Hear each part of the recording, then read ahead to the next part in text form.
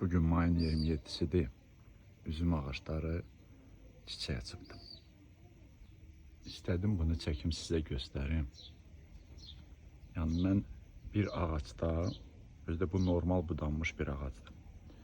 Yəni bu qədər salxım verdiyini hələm görməmişdim. Ağac cavan ağacdır. Əslində yerli sortdur. Sarıgilə. Bu da Rusiyadan gəlmə sortdur. Bir-birinə yaxınlaşdırıb cavaq eləmişəm. Ola bilsin ondandır. Ola bilsin ki, ümumiyyətlə bu sezon belədir. Çünki tək bu ağacda deyil. Bağdakı demək olar bütün üzüm ağaclarında salxım sayı, çiçək sayı həddən artıq çoxdur.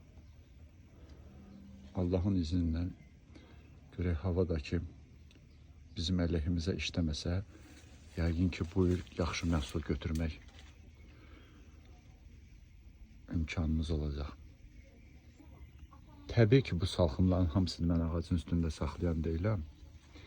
Yəni, çiçək sezonu başa çatandan sonra meyvələr ki bağlandı, xırda salxımları, sonra bir dənə budaqda ikinci, üçüncü salxımları kəsib atacağım ki, ağac cavandır, ona çox güc düşməsin. Bu mənim əlim, bu da salxımın ölçüsü. Sadəcə bir dənə baxın.